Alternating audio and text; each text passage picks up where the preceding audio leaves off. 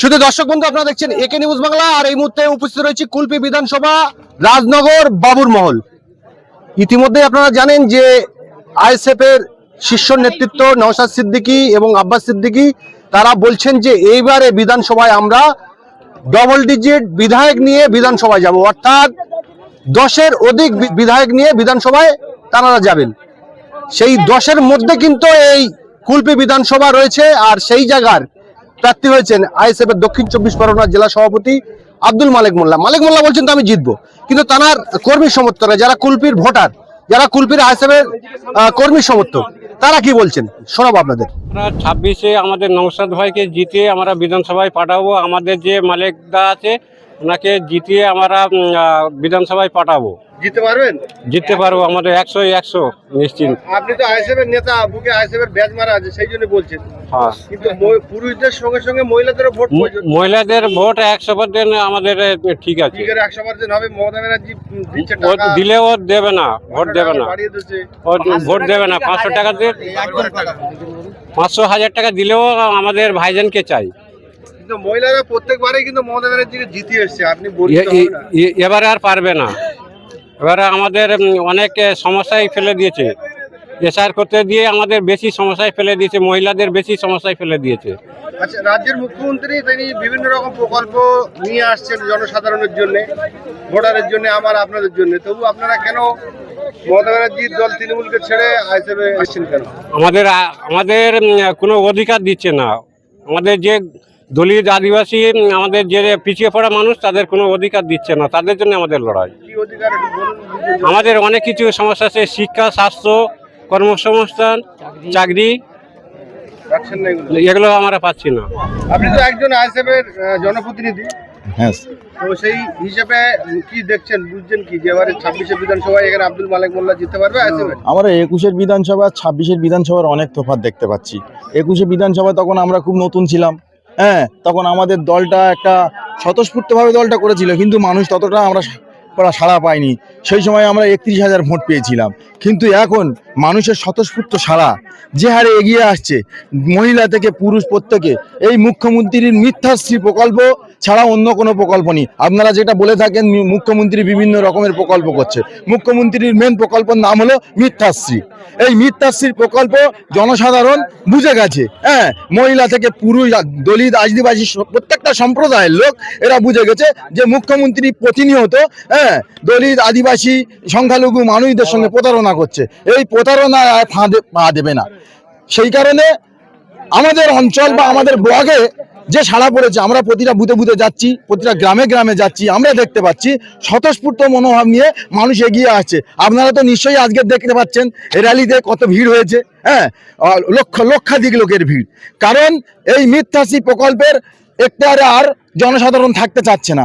এরা চাইছে এখান থেকে কুলপি আব্দুল মালেক মোল্লাকে এখান থেকে জিতিয়ে বিধানসভায় পাঠাবে। কারণ এই কুলপির মানুষের জন্য বলার মতন দীর্ঘ 15 বছর ধরে তৃণমূলের ছিল, এমএলএ ছিল, কিন্তু সে কোনোদিন আজও পর্যন্ত কোনোদিন বিধানসভায় আওয়াজ তোলেনি যে কুলপিতে একটা শিক্ষার ব্যবস্থা ভালো হোক, স্বাস্থ্যের ব্যবস্থা ভালো হোক, একটা হসপিটাল ভালো হোক। যেখান থেকে আজকের আপনারা জানেন না হয়তো, আমার ব্লকে স্কুলগুলোতে শিক্ষক নেই।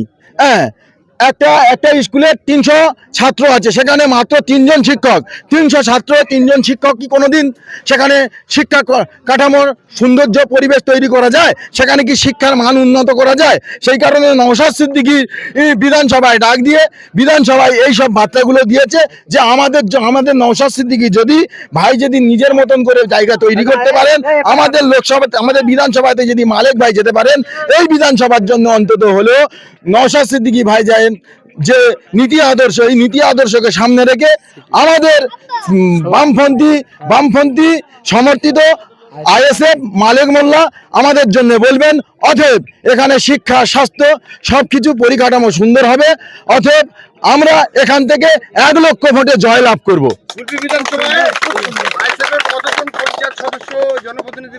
আমাদের 31 জন জনপ্রতিনিধি আছে। একটি আছেন সঙ্গে না তৃণমূলে চলে গেছে? না, তৃণমূলে যাবার কেরম জায়গা নেই আমাদের এখানে। এটা কুলপিটা হলো শক্ত ঘাঁটি, এই ঘাঁটি থেকে আমরা তৃণমূলকে দলে দলে দলে দলে আমাদের দিকে জয়েন করিয়েছি। হ্যাঁ, বিগত দিনে আপনারা হয়তো মিডিয়ার মাধ্যমে দেখেছেন, মিডিয়ার মাধ্যমে অনেক কিছু দেখতে পাচ্ছেন। আমরা মাত্র 31টা যেখানে জনপ্রতিনিধি, সেখানে কিন্তু এতগুলো লোক জমায়েত হতে পারে না। হ্যাঁ, যেখানে 1 লক্ষ লোকের বেশি জমায়েত হয়েছে, মানে বুঝতে পারছেন অন্য দল আপনার তৃণমূল বা কংগ্রেস অন্য দল ভেঙে আমাদের সঙ্গে জয়েন হয়েছে। তাদেরকে নিয়ে আমরা তাদেরকে আশ্বাস করেছি নওশাদ সিদ্দিকীর নীতি অনুযায়ী যে আমরা বিগত দিনে জিতবো।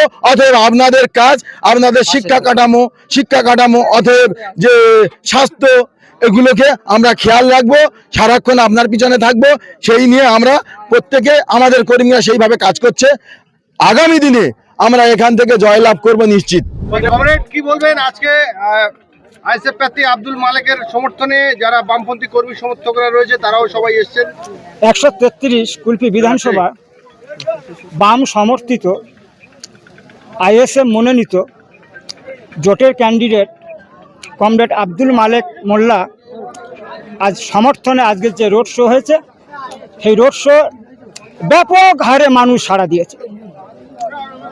আমরা দেখতে পাচ্ছি এখন যে পশ্চিমবাংলায় 11 সালের পর থেকে মহামাটির সরকার, এই সরকার অসহায় ব্যক্তিদের, গরিব মানুষদের, খেটে খাওয়া মানুষদের, শ্রমজীবী মানুষদের তাদের বঞ্চিত করছে।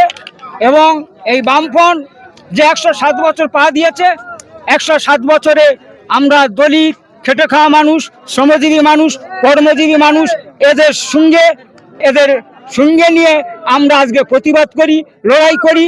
এই লড়াই আমরা চালিয়ে যাচ্ছি। কমরেড মালেক মোল্লাকে আমরা বিপুলভাবে কুলপি বিধানসভা থেকে জেতাবো। বিভিন্ন জায়গায় বিদ্যুতের উপরে আক্রমণ হয়, ভোটদানে বাধা, রিগিং ছাপ্পা হয়, সেই সম্ভাবনা কি এই জায়গায় আছে কুলপি বিধানসভায়? আছে, কিন্তু শাসক দল এখানে বিরোধী শক্তির কাছে পারবে না। আমরা স্ট্রং, শক্তিশালী। এখানে বাম সমর্থিত আইএসএফ এবং সিপিআইএম এখানে ব্যাপকভাবে সজাগ এবং শক্তিশালী। আমাদের কাছে রিগিং, ছাপ্পা, গুন্ডামি, মোস্তামি আমাদের কাছে টিকবে না। আমরা লড়াই করছি, লড়াই করব এবং এই লড়াইয়ে আমরা জয়লাভ করছি। কমরেড মালেক মোল্লাকে কুলপি বিধানসভা থেকে আমরা আমাদের বিধানসভা পাঠাবো। কুলপি অসহায় মানুষদের কথা, গ্রাম বাংলা অসহায় খেটে খাওয়া মানুষদের কথা বিধানসভায় কমরেড মালেক মোল্লা আমাদের কথা উল্লেখ করবেন। এবং সেই কারণে আমরা কাঁধে কাঁধ মিলিয়ে, হাতে হাত মিলিয়ে একই বন্ধনে বন্ধিত হয়ে বাম, সিপিআইএম এবং আইএসএফ একই সঙ্গে লড়াই করে কমরেড মালেক মোল্লাকে আমরা জেতাচ্ছি এবং প্রতিজ্ঞা নিচ্ছি, শপথ নিচ্ছি কমরেড মালেক মোল্লাকে কুলপি বিধানসভা থেকে আমরা ব্যাপক হারে জেতাচ্ছি। কুলপি থেকে মালেক মোল্লাকে জিতিয়ে বিধানসভায় পাঠাবেন, শপথ নিয়ে নিয়েছেন একদম? 100% আমরা শপথ নিয়েছি যে আমরা কুলপি থেকে এমডি মালেক মোল্লাকে আমরা নমনে পাঠাচ্ছি। 100% সত্য। আমাদের কুলপি বিধানসভা থেকে নমনে আর নবান্ন তৃণমূলে যোগদান করবে নাকি? না, যোগদান করবে না, তখন আমরা সরকার গঠন করব। আমরা বিধানসভায় পাঠাবো। টিএমসি মেম্বাররা 15 বছর ধরে দুর্নীতি করে যাচ্ছে, মানুষের সঙ্গে দুনিয়ার কাগজ ফাগজ জমা নিচ্ছে, ওরা ফের দোকানে বিক্রি করতেছে। এই যে সামনে আমাদের বিধানসভা ভোট আছে, ওরা টিএমসি মেম্বাররা বাড়িকে ভয় দেখাচ্ছে, এই ভোটটা না দিলে দ্বিতীয় কিস্তি বাড়ি টাকা মারবে না, লক্ষ্মী ভাণ্ডার বন্ধ হয়ে যাবে, এটা বন্ধ সেটা বন্ধ হয়ে যাবে। আবার কিছু আইএসএফ লোকেদের বলছে যে এই যে পথে চলি এটা তো বাপের রাস্তা মারা। আমি যা টিএমসি প্রায় টোটাল আমাদের পশ্চিমবঙ্গের মেম্বার থেকে, এমএলএ থেকে বলছি যে এটা টিএমসি বাপের রাস্তা না, এটা বিজেপির বাপের রাস্তা। মালেক মোল্লা জিতছে এখান থেকে? হ্যাঁ, ইনশাআল্লাহ এখান থেকে আমাদের মালেক মোল্লা মহাশয় 1 লাখ ভোটে জিতবে। এখানে তৃণমূল বিরোধী শক্তির কাছে পারবে না। আমাদের বাম সমর্থিত আইএসএফ প্রার্থী এখান থেকে 1 লাখ ভোটে জিতবে। এখানে আইএসএফ ভালো স্ট্রং আছে।